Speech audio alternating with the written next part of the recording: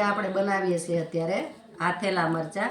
આમાં બધાય લોકો છે ને ખાલી રાઈના કુરિયા નાખીને આથે મરચાં, પણ આમાં છે ને બધું તમે નાખો ને તો એટલો ટેસ્ટ સરસ આવે ને કે તમે ખાતા ધરાવ નહીં, એટલો ટેસ્ટ આવે આનો. તો એ મસાલામાં અમે રાઈના કુરિયા નાખીએ, મેથીના નાખીએ અને થોડા ધાણાના તમે નાખો, થોડીક સોપ નાખો. સોપ તો આમાં કેવું છે કે નાખીએ તો બહુ સરસ સ્વાદ આવે છે. ઘણા લોકો નાખતા નથી મરચાંમાં, પણ અમે તો નાખીએ.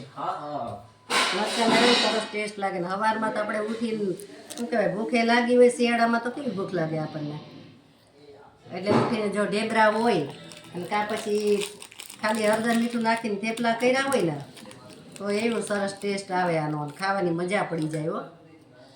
એટલે આપણે જો મરચાં ભરીને રાખીએ, તૈયાર રાખી દઈએ, જ્યારે ખાવા હોય ને ત્યારે આપણે ખાઈ શકીએ. ને શિયાળામાં તો તમે શું કહેવાય મરચાં છે, કોઈ આપણે અથાણું, જો આ અથાણું આપણું બનીને તૈયાર થઈ ગયું છે.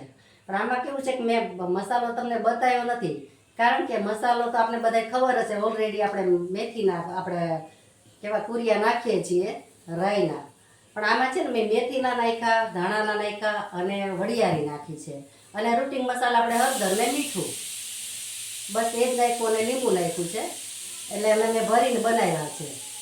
એટલે એ મસાલા આપણા રૂટિંગ હતા એટલે પછી મેં તમને બતાવ્યા નથી કે આમાં 100 ગ્રામ મસાલો મેં લીધો છે અને 250 મરચાં છે આપણે. તો આ બનીને તૈયાર થઈ ગયું છે. તો હવે આવી નવી નવી રેસીપી અમે મૂકતા રહીશું.